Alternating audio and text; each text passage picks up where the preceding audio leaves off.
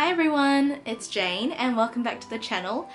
Today I'm going to be filming my first video all in English and I'm going to be answering the language tag. So let's get started. Okay, the first question is, what do you consider to be your native language? Technically it's Korean. So my mother tongue is Korean because my parents are both from Korea. I was born in South Korea. We left when I was quite young, so English has been my most dominant language ever since then, and for all intents and purposes, like, English is my first language really. It's my strongest one. It's the one that I think in like 99% of the time, but if we want to get really technical, it would be South Korean. Question 2 is, what was your first language learning experience? So because I attended kindergarten in Korea for a little bit, they do English as part of their curriculum, but we left when I was about school age. My family moved to England and I started primary school in England, and I remember on the first day I basically only knew 2 words, which was like toilet and teacher. England was where I really first properly learned English. We lived in quite a diverse neighbourhood there, so I remember a lot of my friends were Turkish. My best friend at the time was like half Iranian. I remember picking up a lot of Turkish from my school friends, and my dad speaks Turkish as well, so I used to be able to count in Turkish and, you know, say little greetings and things like that. And then when I was about 7 we moved to New Zealand, and that's pretty much where I've lived ever since then. And at schools we have a little bit of te reo Māori, so we learn things like colours and numbers and days of the week, and, you know, we learn how to greet people and do our mihi and that sort of thing. So those would probably be my earliest language learning experiences. Question 3, what languages did you study and why did you start them? I'm a bit of a dabbler when it comes to languages, so if I'm going to think about just like times where I've taken official courses or lessons, probably the first one is French.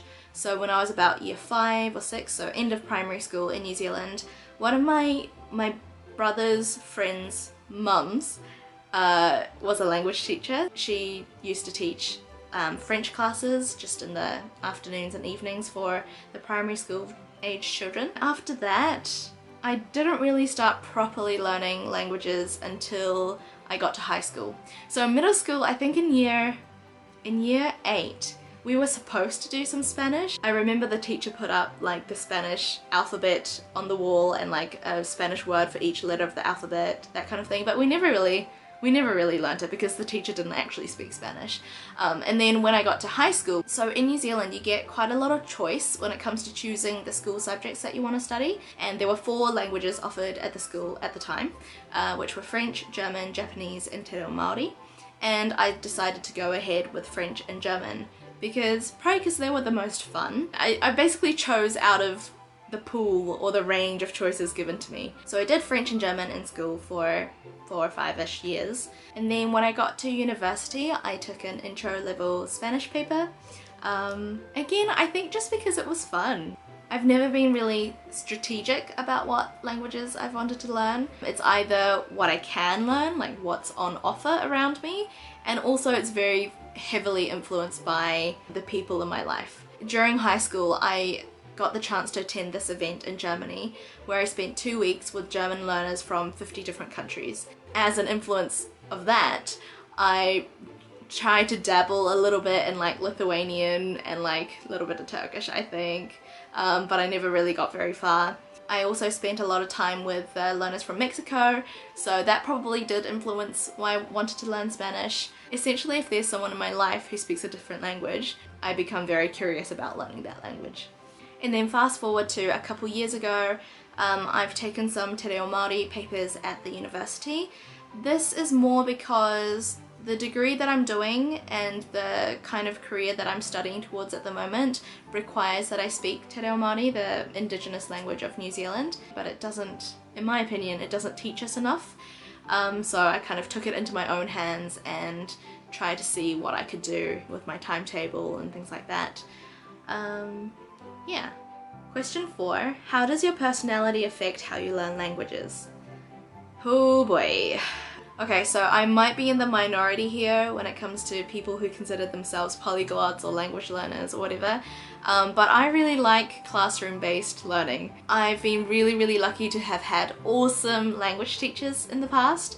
I loved my French teacher, I loved my German teacher, they were both amazing, and I do really well in that sort of structured environment. And same thing with Te Reo at university, like amazing lecturer, and I'm really not self-motivated. I need that extrinsic motivation. So it really helps me to be in that setting where there's lots of people. I guess that's one of the ways I like having that structure, and then obviously I might add to it and adjust it as I need, but it's nice having that structure all set out for me and being in that environment where you're learning alongside other learners who are at the same sort of level as you. Another thing about me is that I get very enthusiastic about things, so I start a lot of projects and then don't finish them or don't go through with them, hence the dabbling. At the time I'm like super excited about it, I'm like yeah, like I'm gonna learn it all, I'm gonna do so many things, and then it sort of fizzles out and then yeah, it never sticks. So that's probably another really big way. Again, which is why I need that classroom setting or that structured sort of lesson to keep me on track and to keep me focused on what it is that I'm actually trying to do here, instead of getting distracted by a shiny new language, shall we say. Another thing is that I can be a bit of a perfectionist, and I can be kind of a little bit slow to warm up at first. And I've always been like this ever since I was young, also my mum tells me. If I learn something new, like a new skill, then I want to like practice it on my own and make sure I feel like I've got a really good grasp of it on my own before I show it to anyone else. So when it comes to, you know, speaking, I'm the kind of person who would rather be able to form a really like grammatically correct sentence and like practice doing that before I get launched into a conversation. And I think that's a matter of philosophy, it's just about different styles of language learning and stuff. But yeah, personally I'm not so much one of those people who can do like speak anyway without caring about mistakes at all. I prefer to sort of practice things on my own, polish it up as much as I can, and then test it out and then go from there. Question 5 is, do you prefer learning languages in a class or individually? And I've already answered this in the question before, my bad. But yeah, definitely in a class if I can have the opportunity, if I get the chance. I kind of live in the middle of nowhere at the moment, so it's really hard to find classes or even tutors that I can actually learn through or learn with.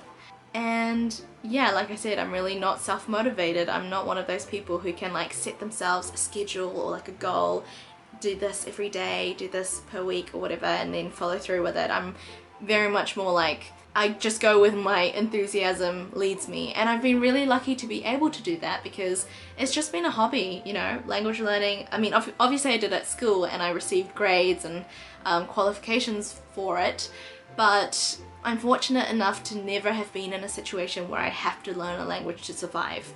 I'm very lucky in that regard, and long may it continue. So this year I've sort of started with Spanish and Portuguese, and this is really the first time where I've decided that no, I'm going to do it individually, at least until I can find a more formal classroom setting or a tutor.